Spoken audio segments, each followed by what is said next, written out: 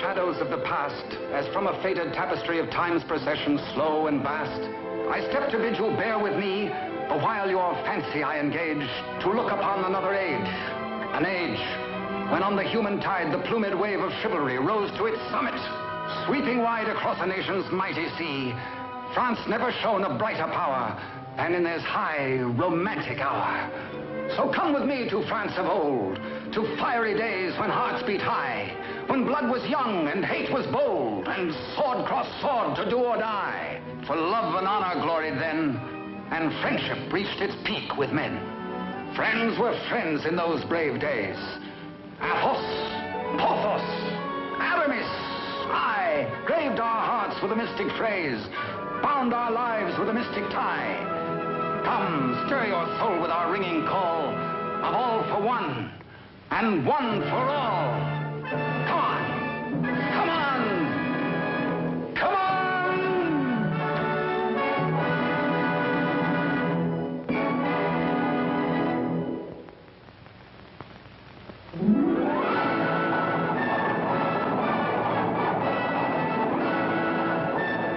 It is Paris on the 15th day of September in the year of our Lord 1638. Public excitement runs high. The populace enjoy a general holiday. Impatiently, they wait for the news of an heir to the throne of France.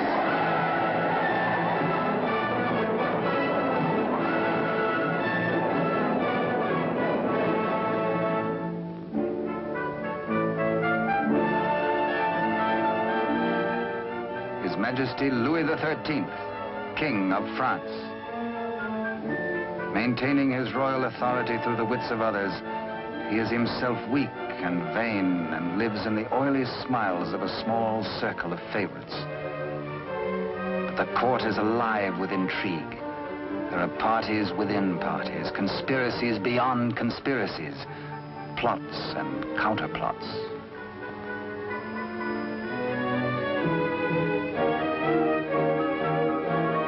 His Eminence, Monseigneur the Cardinal, Duc de Richelieu. He is the greatest statesman of the day and manipulates the strings which guide the king. His is the real power, subtle, cunning, and often ruthless. Still no one questions his devotion to the glorious kingdom of France.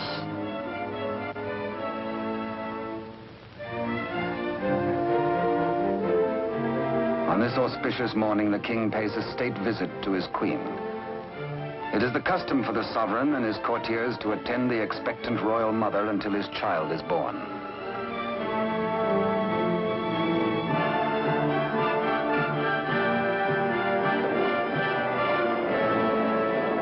D'Artagnan, of the King's Musketeers.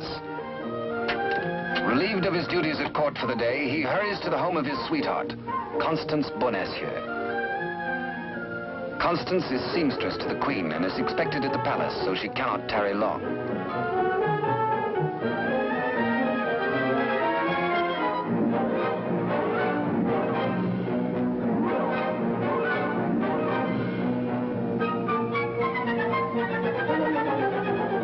Even the most eager lover, by error, can sometimes kiss a miss, or miss a kiss.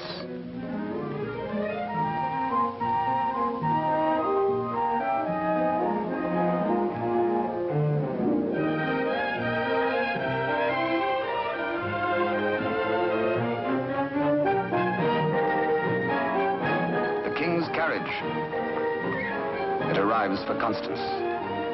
She carries an infant's layette in a crocheted basket for the Queen. One kiss, one caress.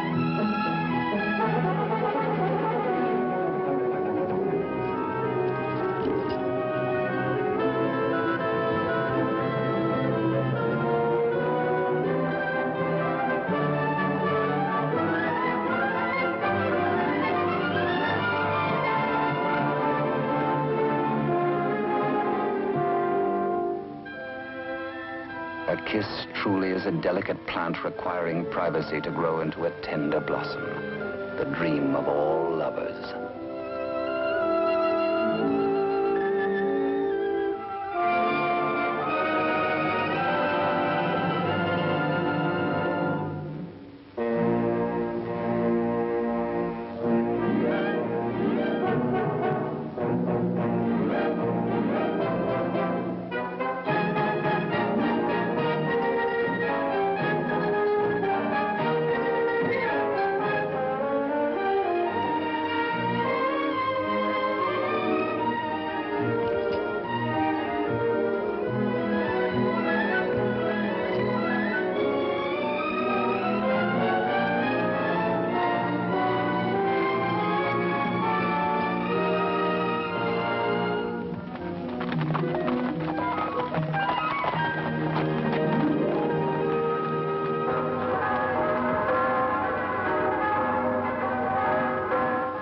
The Cathedral of Notre Dame remind D'Artagnan of his friend and fellow musketeer, Aramis.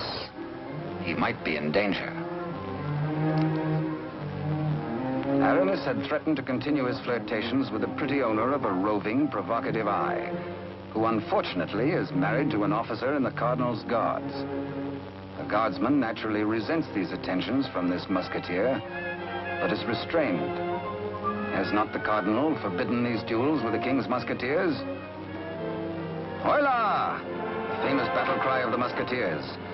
Instant help comes from the most fearsome steel in the kingdom. Huge Porthos, brave, strong, a King's Musketeer.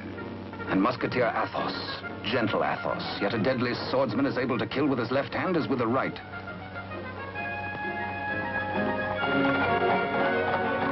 D'Artagnan! The battle is forming. The Cardinal's Guards. This is no private fight then, eh? The Musketeers against the Cardinal's Guard. It started before D'Artagnan was born. And what are the odds? 1, 2, 3, 4, 5, 6, 10 guards to 4, 5 to 2, 2.5 to 1? Too simple. Draw your skewer, Monsieur Half Guardsman. Let's measure half a point. On guard! Come, where's your challenge now? Where's your steel? What's your fear? The law? Does the Cardinal still ban a friendly fight with a musketeer or two?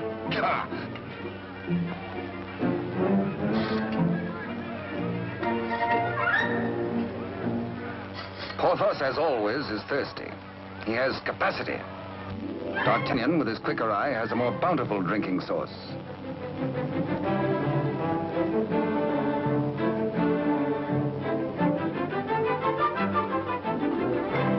Porthos can put out a hand and pick up the pot he's slavers for. Why waste energy walking? Come, driver, come inside with us.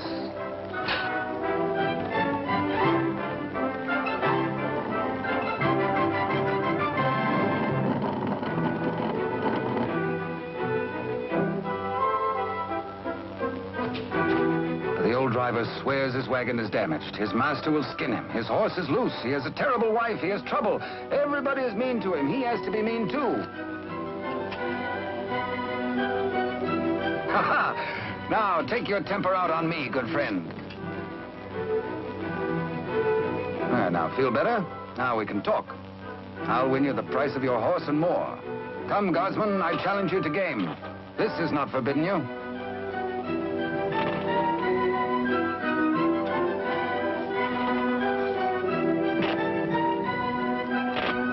Dice are kind.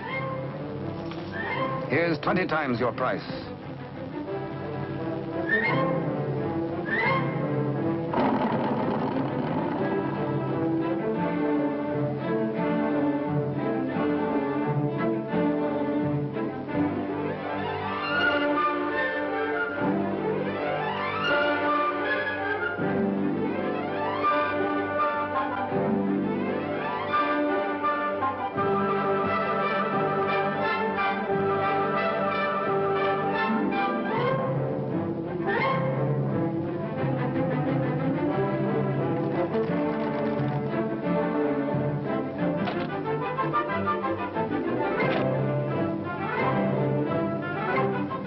Riding high, D'Artagnan returns to the dice game.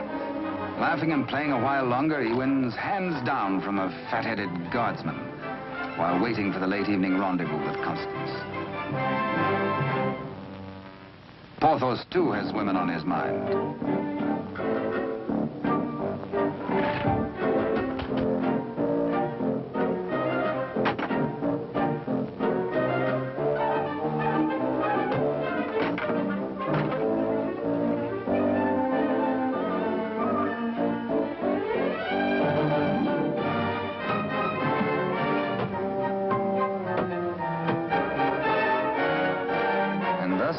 The only battle the Musketeers ever lost in fair fight. Of course, it has to be with the fair sex.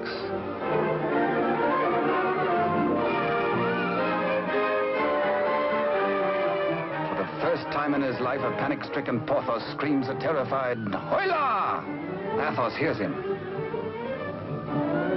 Aramis springs bravely to the side of his comrades, and they flee together. But D'Artagnan hears only the pounding of a lover's heart. As the flood of battle at last sweeps close to him, he leaps to meet the foe and draws his swords. He will fight. Yes? No. Yes. No, he won't. Here, indeed, discretion is the better part of valor. Caught between the she-devils and the deep blue sea, they choose the water.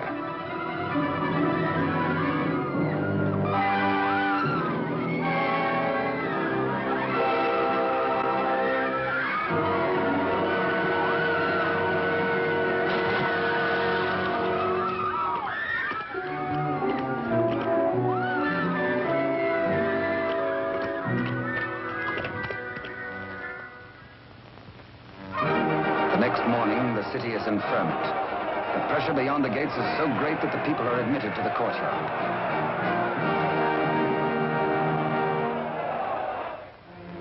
Adjoining the Queen's apartment, Constance prepares the layette.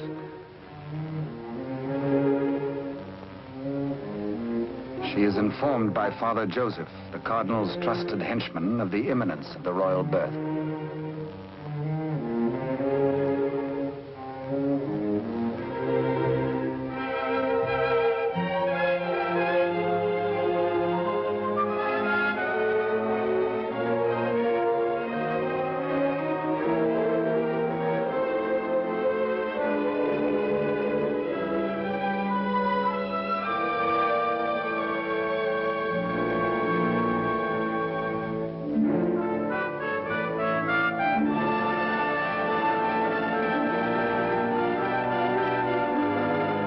And so a prince is born to France, one day to become Louis XIV.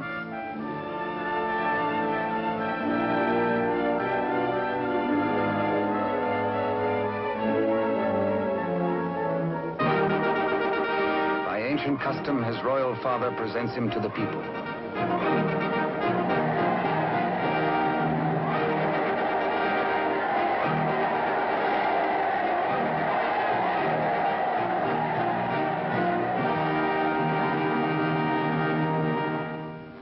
But in the Queen's bedroom, another cry is heard. One of those rare turns of destiny. And Constance is the first to warn the tired, dozing midwife.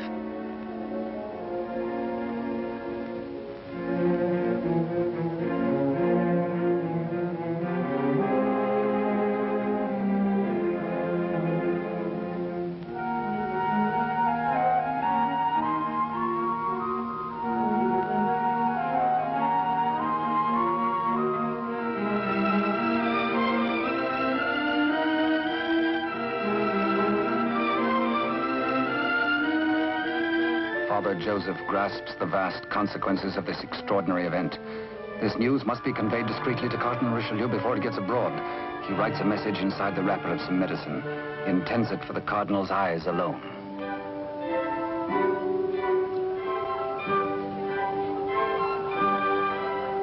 Your medicine, Your Eminence.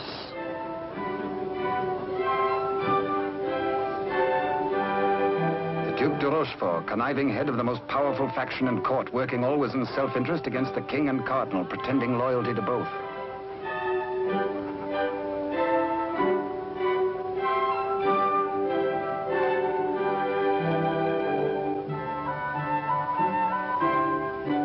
necessity for caution on the part of Father Joseph is indeed well-founded. De Rochefort, having many times seen messages thus taken to His Eminence, becomes inquisitive. He resolves by a simple trick to learn the secret passed to the Cardinal. A substitution of scraps of paper.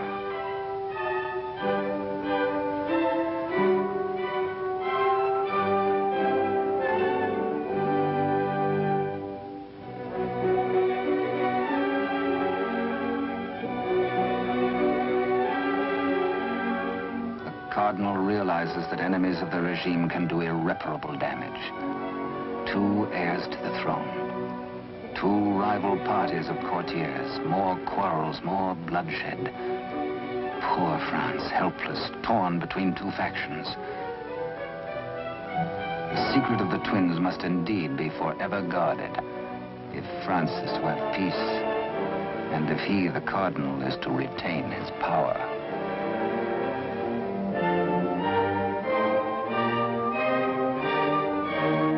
No pretender, this. A true prince. De Rochefort sees an opportunity. Father Joseph is instructed to prepare for a long voyage.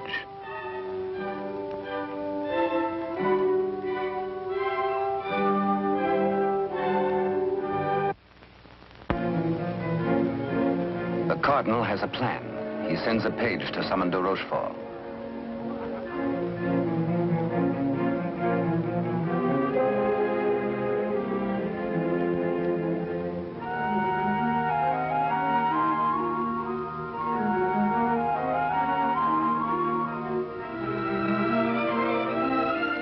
Aware that Constance shares possession of a great secret, one so sacred it might well spell the future of France, the Cardinal charges her to keep her lips sealed.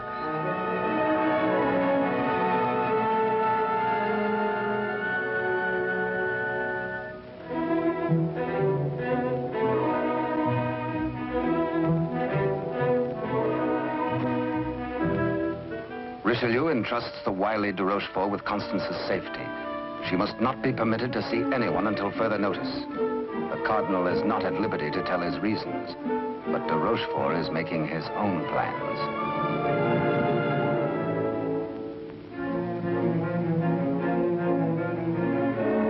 In accordance with the Cardinal's command, Father Joseph, accompanied by the midwife, secretly takes the twin away to the Spanish border. The child shall be raised as a commoner with no knowledge of his royal birth.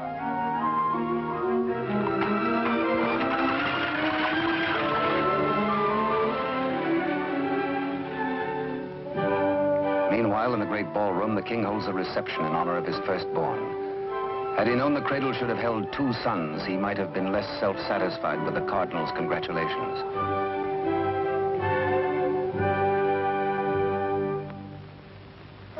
To the notorious Milady de Winter, de Rochefort comes to reveal this chance of fate. The future of France may be in their hands. He tells her he will turn Constance over to her. She is to escort Constance to the convent of Saint-Guemel. There, force her to tell the whole of the Cardinal's secret and plans. He will play one against the other, Cardinal against King, for his own ambition.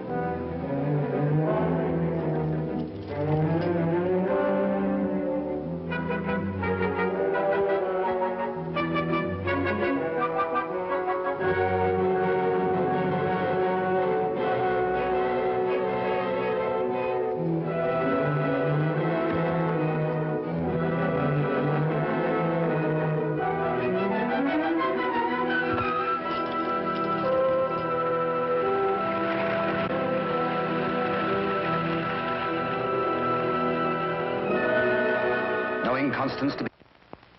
One of the chair carriers runs with the news to the Musketeers' barracks.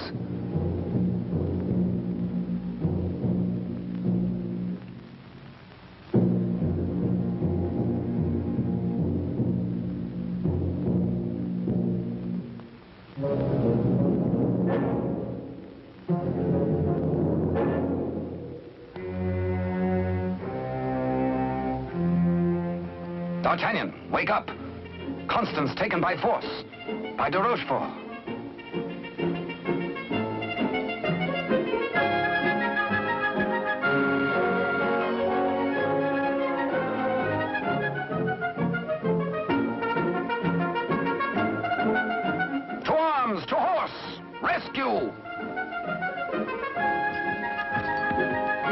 All for one and one for all, and hang the tack.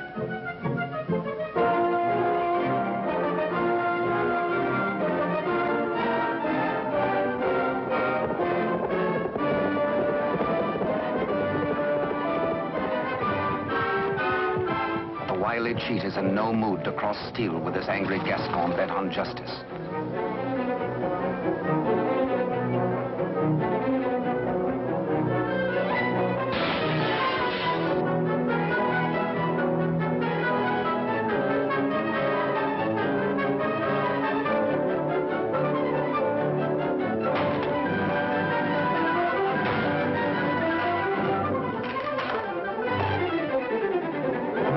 Thugs are powerless to help.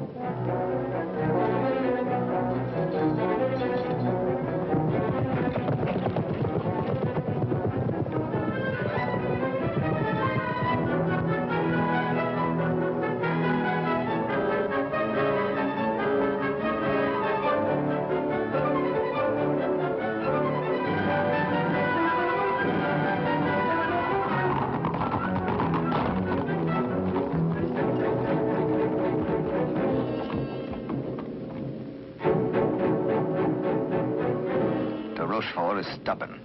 He will not talk. He has to be persuaded.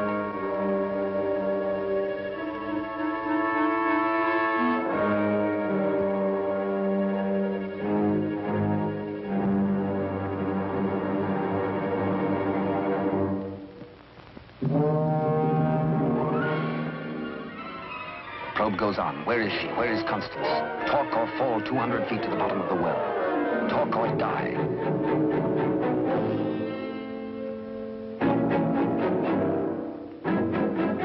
The Cardinal's guard look on, afraid to act. A strand at a time, steel cuts through hemp. 3 strands of it, and now but 2.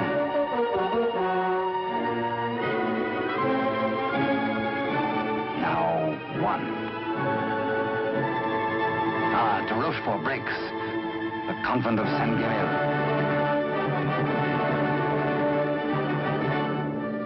To the rescue!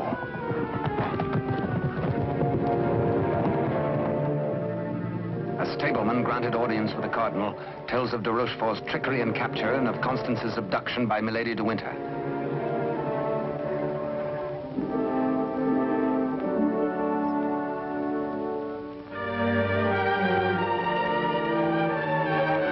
Richelieu and his escort reached the well to confront the Duke.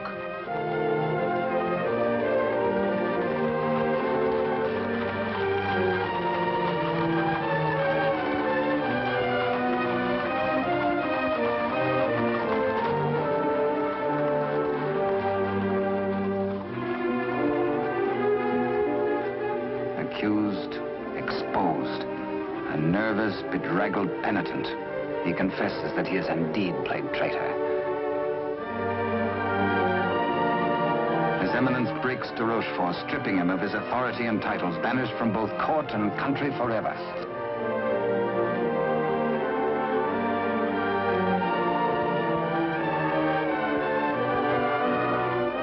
Fearing for the safety of Constance, the Cardinal speeds in pursuit of Milady de Winter.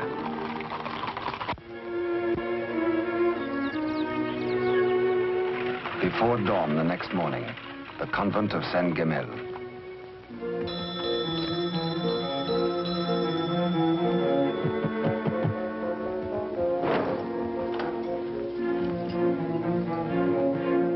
Milady de Winter assures the unsuspecting nuns her prisoner is an enemy of the state, to be confined to the convent on orders of the Cardinal.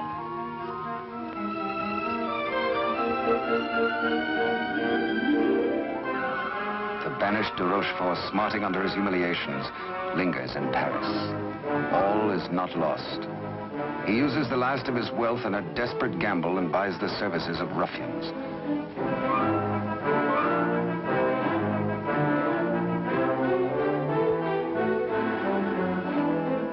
Pursue the Cardinal and assassinate him. Next, find D'Artagnan and his three Musketeer friends and put them to the sword.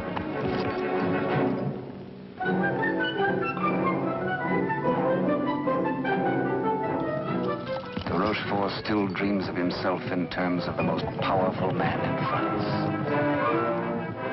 The path to power is open if Milady de Winter secures the secret from Constance.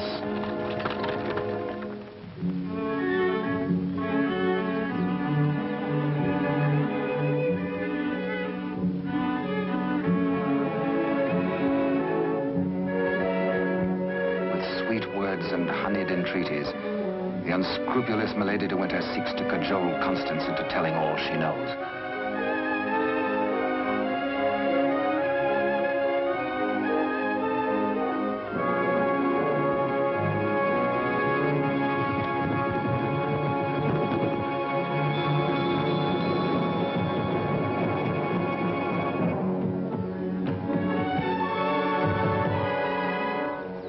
No, Constance Bonacieux is not here. But he hears her voice.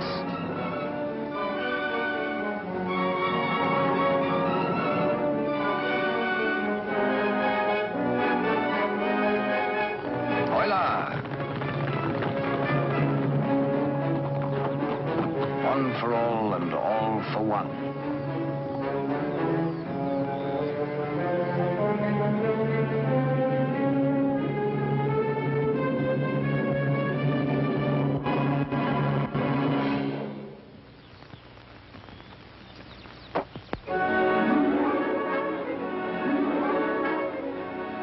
Mark of the public criminal, burnt by a branding iron into her flesh, a sign to all.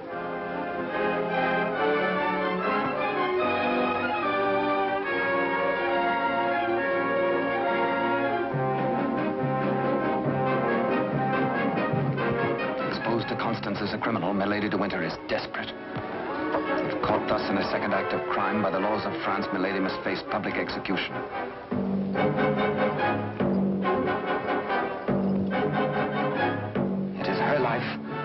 Or that of Constance.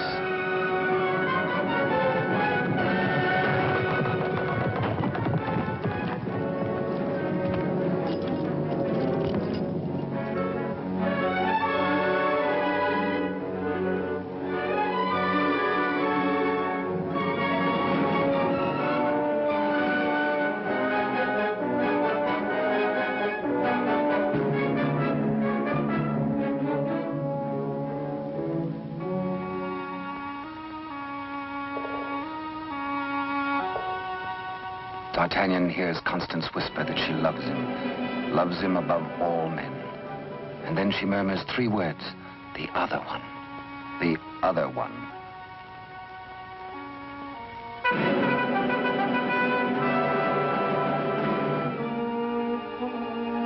D'Artagnan strains to hear the faint pulse of her words, but Constance dies. The Musketeers take Milady de Winter to her punishment.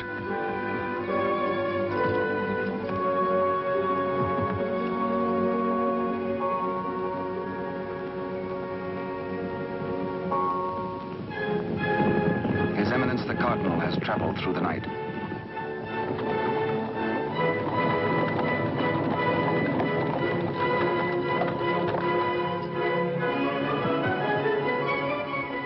He hears the dreadful news from the Mother Superior.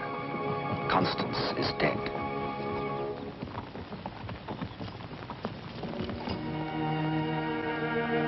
Faithful, loyal Constance.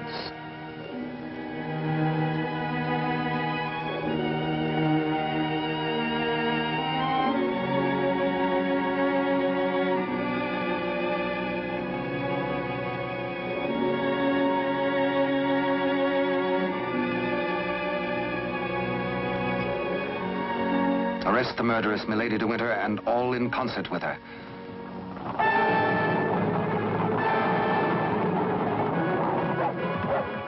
Three Musketeers, Athos, Porthos, and Aramis, enraged, take the law into their own hands and deliver the murderess to the public executioner and order her death.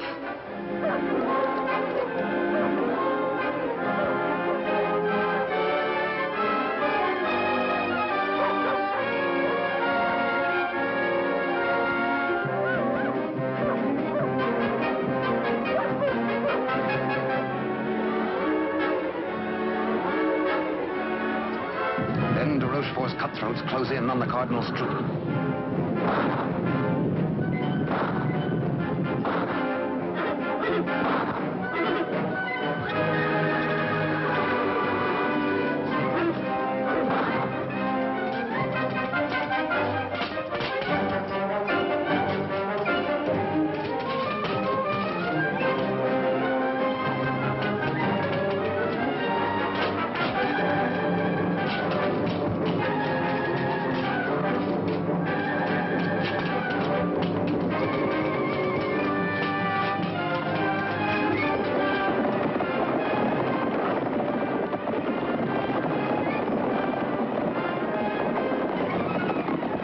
Some distance away, the Musketeers are captured by their deadliest rivals. The Cardinal's Guard formally arrest the Musketeers for continuing to take the law into their own hands. Disarmed, the Musketeers are set against the wall for execution.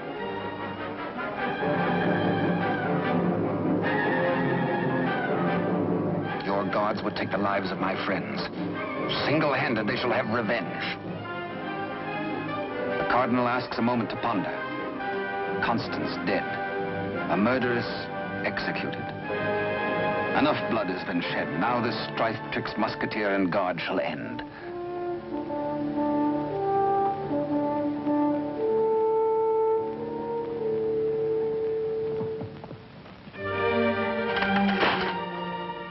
D'Artagnan's plea saves his friends, but there's to be a harsh penalty. Richelieu's plan concerns the state, and these continuing disputes between his guard and the King's Musketeers.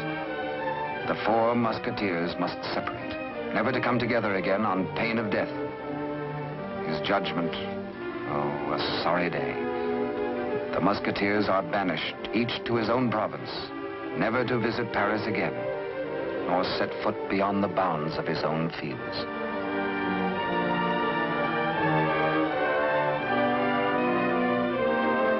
As for you, D'Artagnan, a splendid soldier, reliable, devoted too.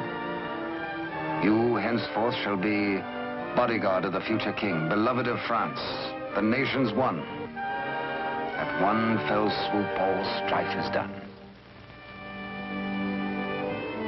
The Musketeers prepare for their banishment. Godspeed, farewell.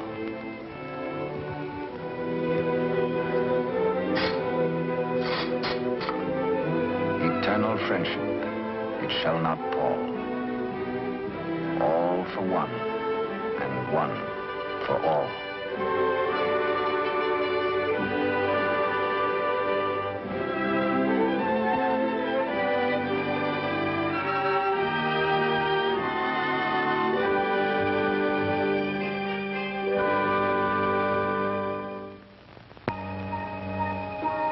"5 years have passed. France is at peace. The infant prince grows to boyhood.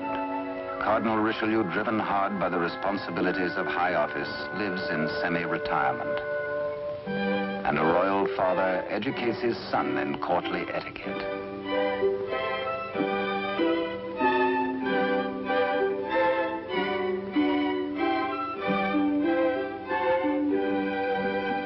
In failing health, His Eminence lives in hourly expectation of death, troubled by word that the second twin bears an identical likeness to the heir.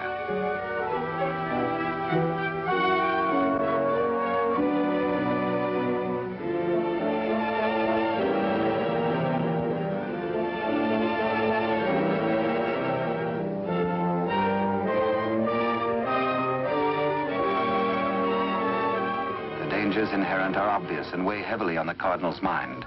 He decides he must protect the prince somehow. His Eminence provides that the rightful twin may always be identified from the other. With the aid of the court jeweler, he caused a gold doubloon to be broken. The smaller piece hangs on a chain around the throat of the infant prince. And its mate he places about the neck of Captain D'Artagnan.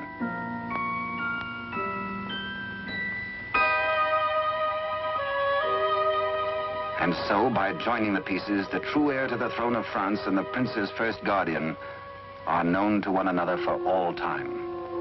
He starts to say, I hold a secret, but the chill hand is upon him. The life spring ebbs, and the great voice is silenced.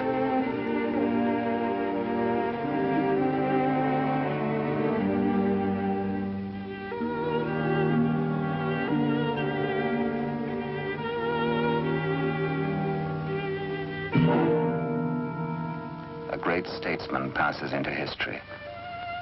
The church loses a noble servant, and the ship of state is without its pilot. What was this secret that Richelieu and Constance shared? The other one.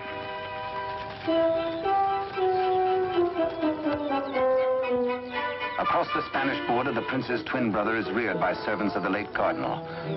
The banished de Rochefort, living nearby, holds the twin under his very eye. He bides his time. He has only to wait patiently for the proper day.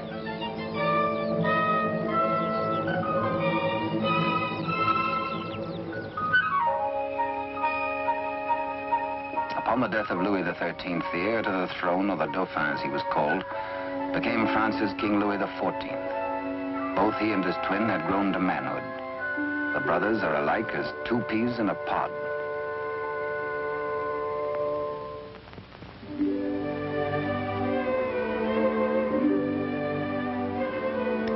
Years have passed and more since Richelieu bent his iron will to break the bonds that held us four. But Porthos, Athos, Aramis, I will ride once more. Once more we'll heed the clarion call of all for one and one for all.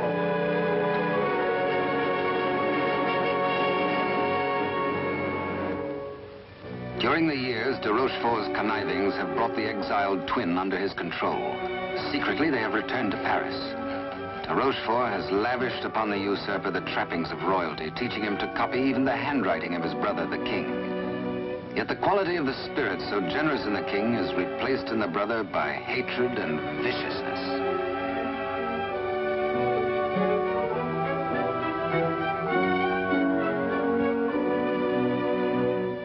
The king's valet, a de Rochefort spy, brings long-awaited news. Within the week, an older D'Artagnan, after a lifetime of loyal service, will retire and leave the court. The young king will be without a bodyguard. Every detail of their plan has gone over. The map, the sentries to overpower, the secret approach to the royal apartment, the signals.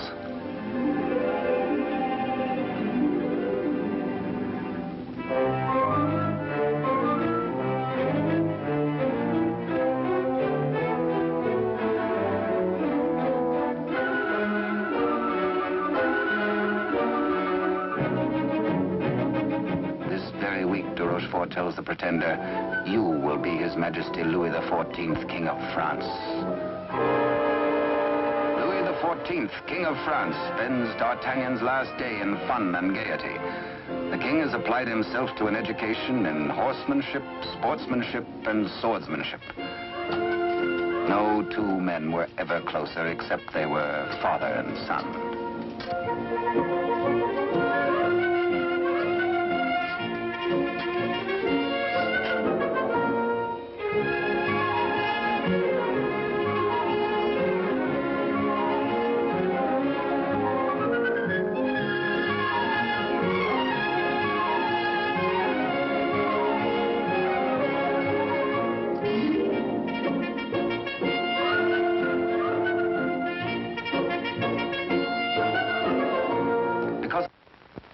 Early, D'Artagnan enters the royal bedchamber to bid the king goodbye. Tonight he feels happy. His service is done. His king is secure. The state is safe. But by some odd premonition, the coins are matched on this final night of parting.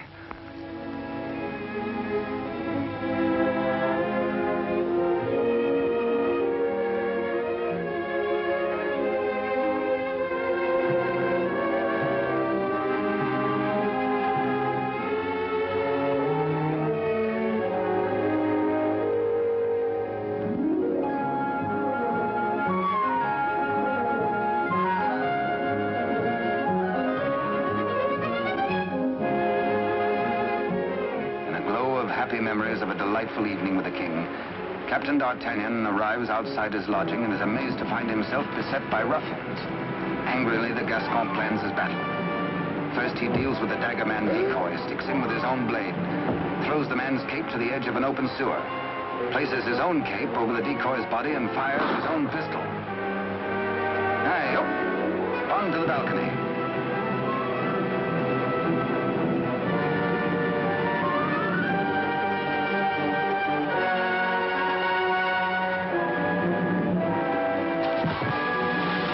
There, they believe, goes D'Artagnan.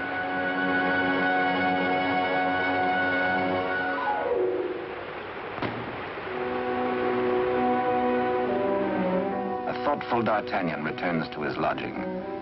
For a peaceful man to be waylaid on a city street is something new. He had spent the evening with his king. He reflects. Has the palace discipline been slackening too? Sentries were not where they should have been. His soldierly heart is disturbed for the safety of his king.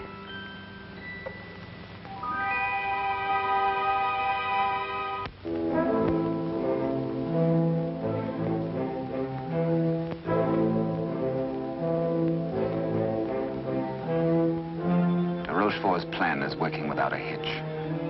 Sentries at the outer gate have been overpowered. Entry is forced into the inner quadrangle.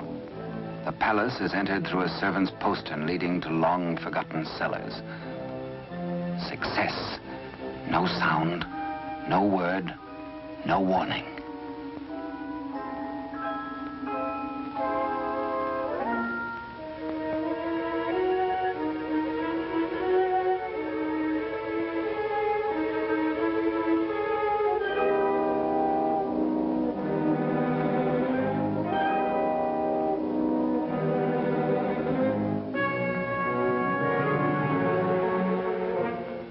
The pretender waits impatiently below for the deed which will make him king.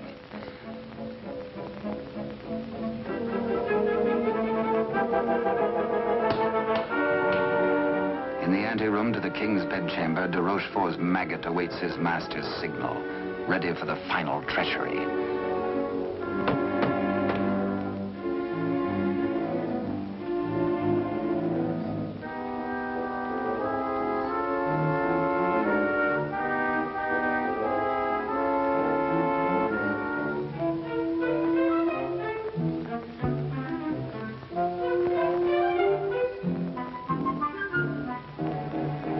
And a little after 11 o'clock on this fateful night, in one tragic moment, France loses her rightful king.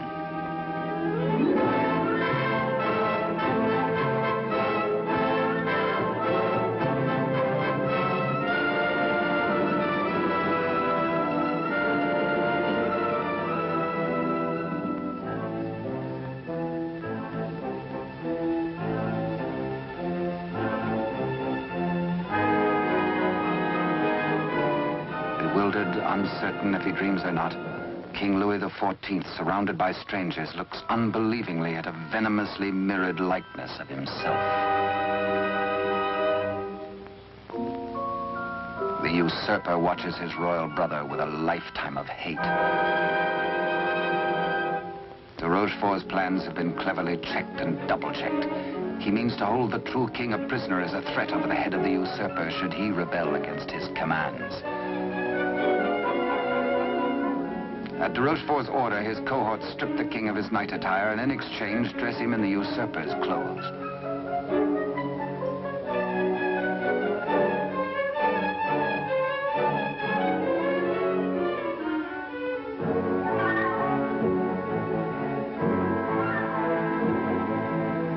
Into the palace cellars, a messenger reports breathlessly. D'Artagnan is dead. His body thrown in the river. Complete triumph at last.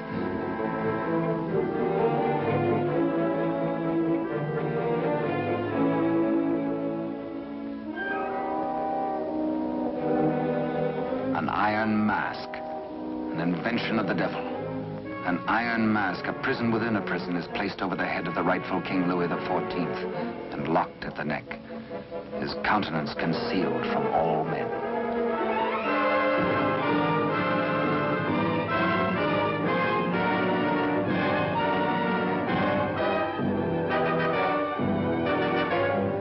true king is led away.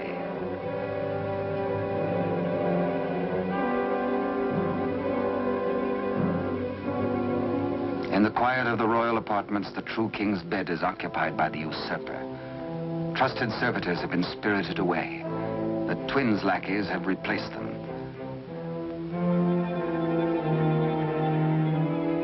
De Rochefort's plan is complete.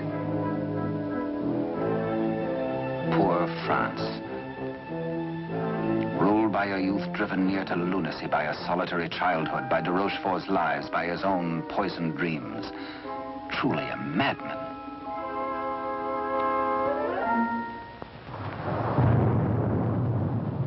Suffering in human life is proportioned to human strength. When the young king, stupefied and crushed, found himself led a prisoner to a cell in the Chateau Sainte Marguerite in the south of France, he fancied at first that death is like sleep and has its dreams. He believed himself to be a spectator, a palpable phantom of his own suffering. A torture the more terrible since it might be eternal. Eternal death. How can I have died? I am a king, yet not a king, enthroned upon a funereal couch. No, no, dear God, do not punish me who have done nothing. Why am I thus punished? Like a cloak, the chill of the dungeon falls upon his shoulders. So dwells the real Louis XIV in a living hell, to remain thus the rest of his days.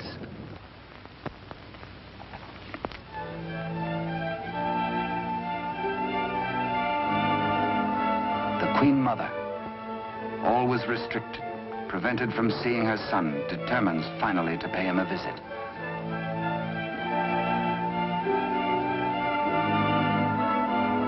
In place of the affectionate and courtly Louis XIV, to her horror, she finds herself repulsed. Doubts, again doubts. What strange malady besets my son? She thinks again of the other one. De Rochefort hurries to the king's apartment, fearful that a mother's heart has sensed the truth. In pretense of humility, he asks the Queen Mother to leave affairs of state.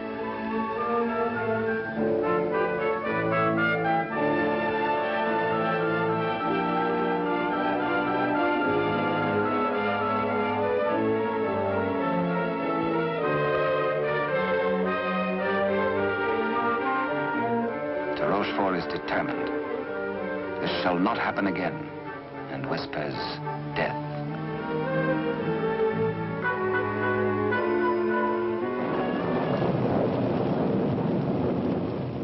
Day by day, night upon night, the prisoner prays for some way to get word to D'Artagnan.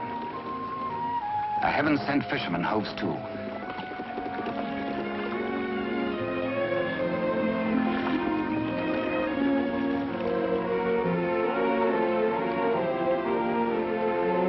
He finishes scratching a message into pewter, and as all good prayers must be, his prayer is answered.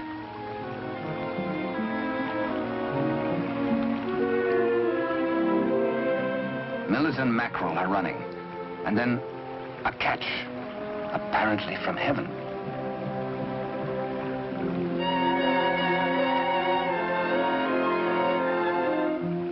The fisherman reads the name of D'Artagnan, the idol of the nation. A written word, a beloved name, an urgent message. He, a patriot, needs no urging.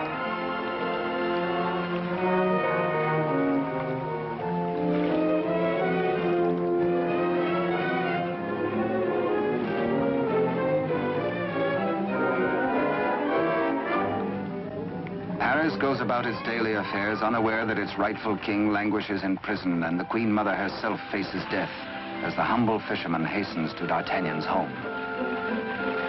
D'Artagnan stays on in Paris, and to his hurt amazement continually finds himself barred from the court. Day by day, week by week, audience with the king has been refused him.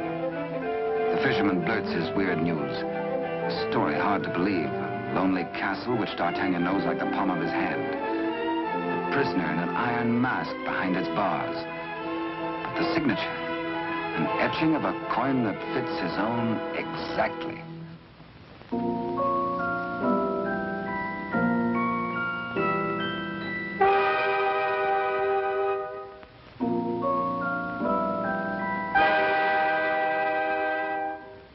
Come, friend, eat and drink. There is business at last for me at the palace.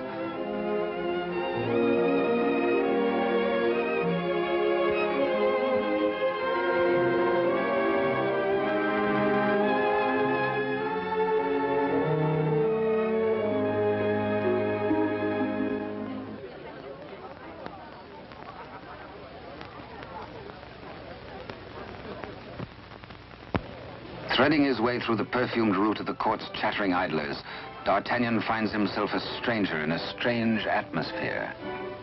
And there is reason, he thinks, for this curious tension. De Rochefort and the king. This cannot be the boy I helped nurture into manhood. This is not the face of my king. Those are not his hands that risked neither parried steel nor engaged a point. What's been happening at court? De Rochefort's back in favor, a disgraced exile once more sporting about the throne room in the king's presence. D'Artagnan is amazed and shocked. But a further shock is in store. A chain and coin is passed to de Rochefort. If he can believe his eyes, in all the years he served the king, they never left his royal person. He overhears a snatch of conversation. The other one. And suddenly he hears the dying voice of Constance. The other one. The other one.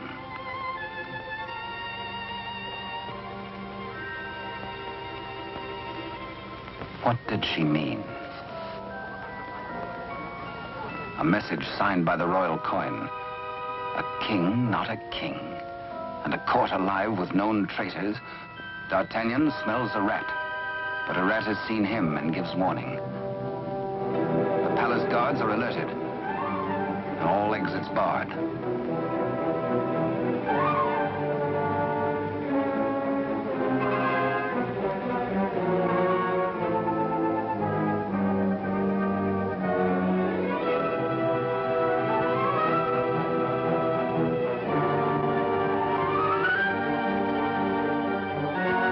Little do they reckon with a resourceful old musketeer.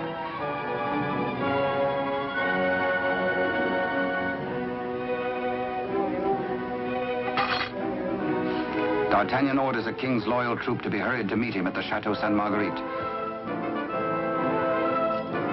Couriers are to be dispatched to his old friends, the Three Musketeers, Athos, Porthos, and Aramis.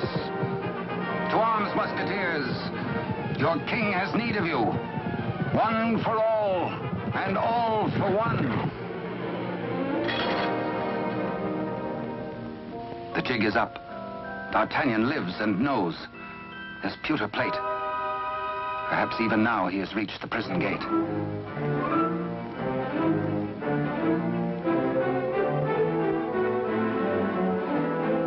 De Rochefort cannot believe his future lies in a common plate.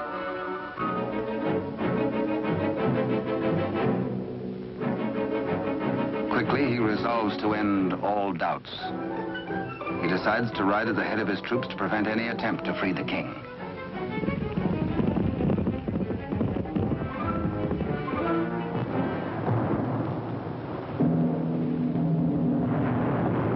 The puzzled D'Artagnan has reached the Chateau Sainte Marguerite, certain that his comrades will join him. Under cover of the raging storm, he rose to the grotto beneath the castle. Many a time as a young officer, he had patrolled this grotto passage. It led, he knew, to the arsenal. Beyond that, the armory. Then the main hall and staircase to the tower itself. Up there is the man in the iron mask, the writer of the message.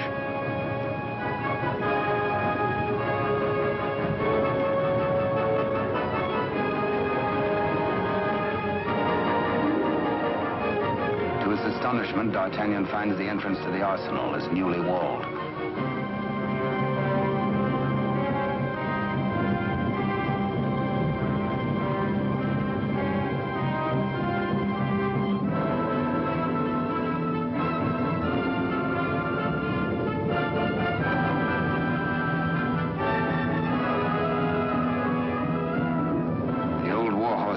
prepared to hazard it alone if necessary.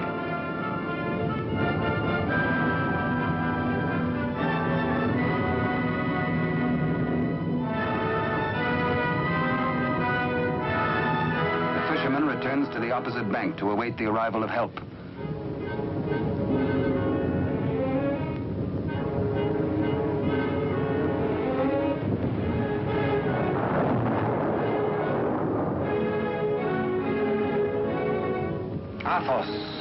A few years older, a little more grizzled, the same brave companion as of old, ready and willing for any gambit.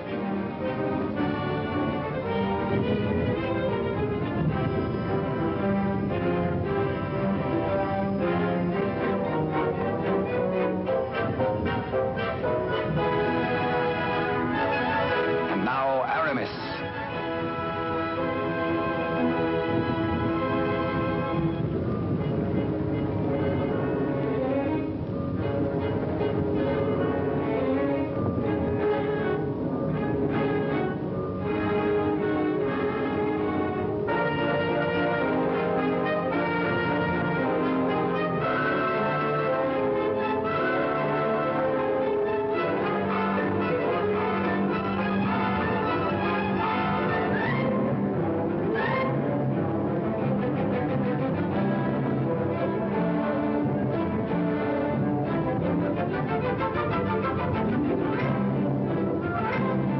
Two of the valiant comrades have arrived. No time to wait for old Porthos, no time for explanations. There's a job to be done. Forward!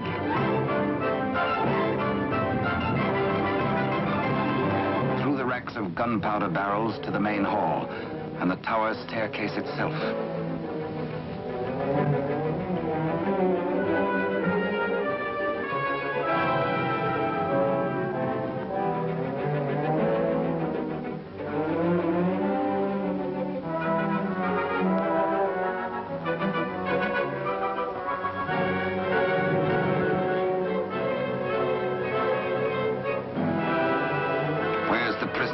Before your gullet tastes this edge, you bloated villain.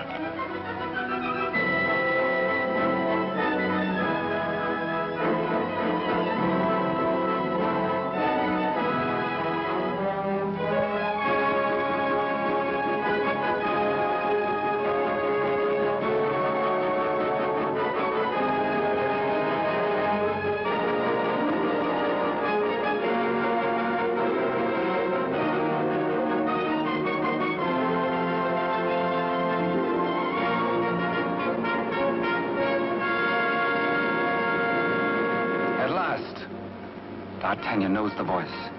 It is his true and rightful king, Louis XIV, King of France. The castle guards.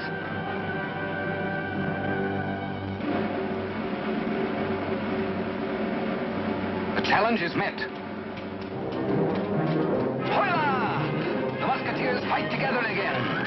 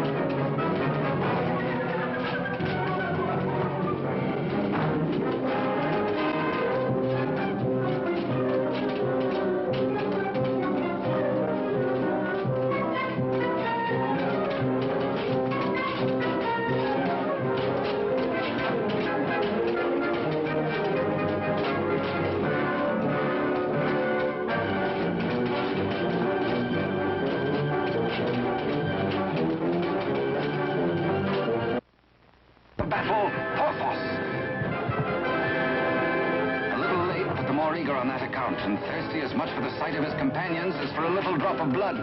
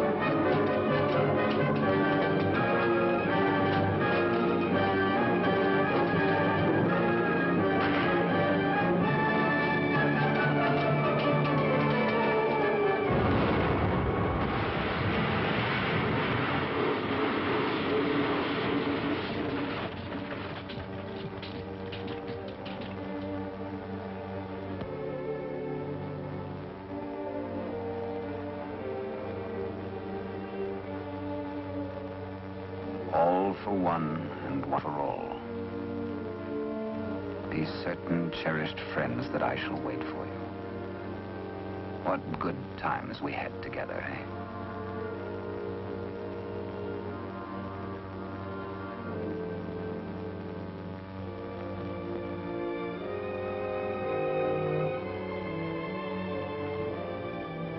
Good Porthos, farewell. You died as you lived, for love of country, in the service of your king. The fisherman gives warning of the approach of enemies.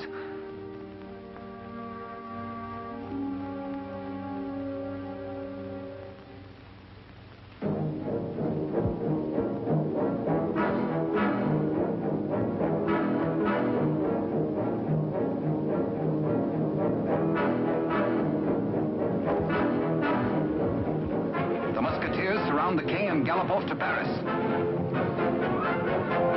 De Rochefort rides hard in a last effort to keep his house from crumbling.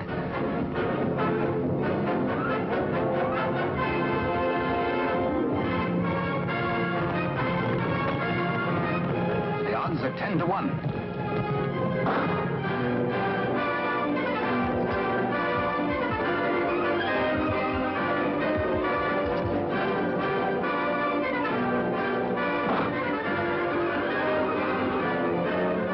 Your Majesty. On to Paris. Farewell, gallant Aramis. A traitor's bullet struck you down. Meanwhile, Athos crosses swords with de Rochefort.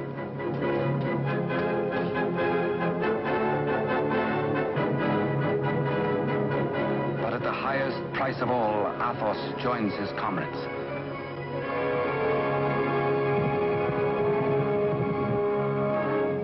Without knowing his own peril, the half-wit, half-king entertains his royal mother at a palace luncheon.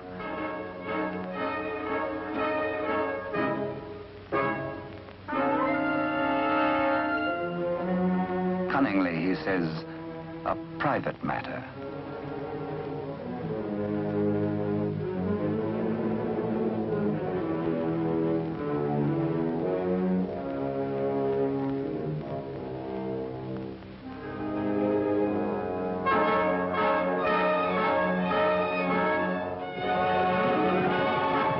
Troops from the palace, friends or foe? Friends. D'Artagnan breathes relief. The king is safe. God save the king!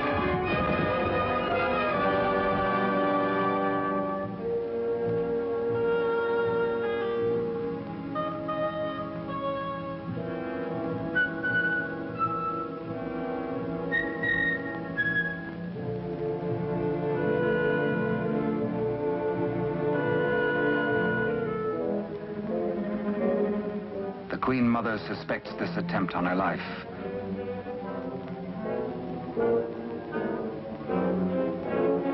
The witch's brew, a subtle poison already responsible for many an agonizing death. Raise your glass, madam. Drink to your king, to your country and its illustrious people. Come, I give you France. Dare she refuse? It is the edict of her son, the king.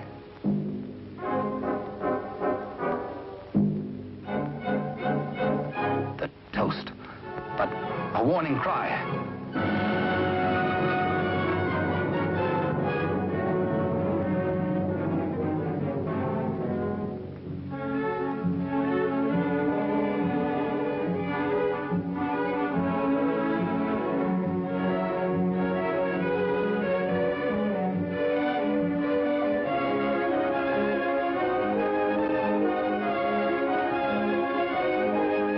The usurper finally gets his rightful crown. De Rochefort's own damnable invention, the Iron Mask. His to the end of his days.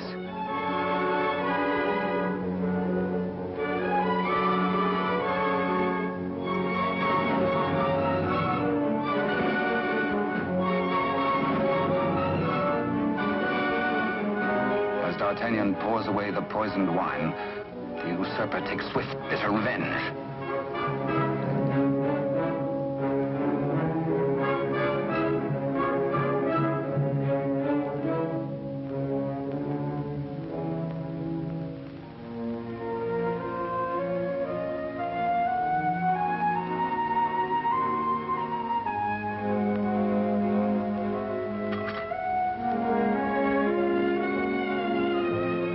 D'Artagnan knows himself mortally wounded, but allows no sign to mar the happiness of his king.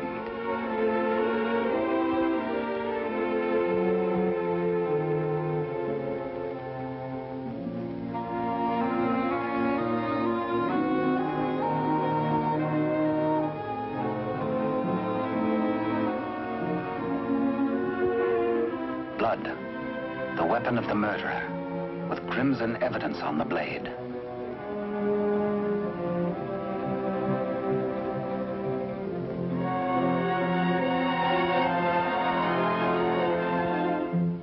Grateful Louis looks for Captain D'Artagnan to honor him with the baton of a Marshal of France. But where is the Musketeer?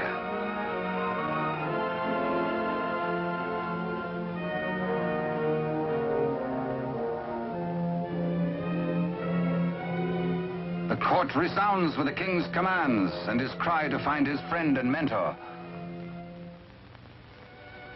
What a man may think when he knows of the approach of death is secret between himself and his maker. Perhaps the gallant Musketeer thinks most of his lost love, Constance, and of all the tender, lonely years kept warm by her memory.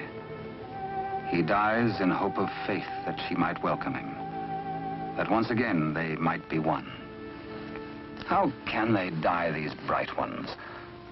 How may such energy, once released, be prisoned by earth or stone or grave? We die as we lived, say they, with life. And with life, how can there be death? Only remember us. Only open a little book and we shall always be with you. To ride a fine horse or to cross a sharp blade or carouse with a barrel or dally with a maid. Come one, come all.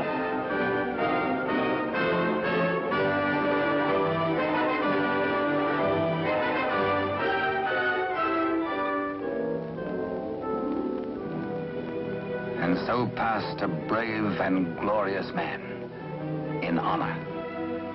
Only think, and we live again. We live forever.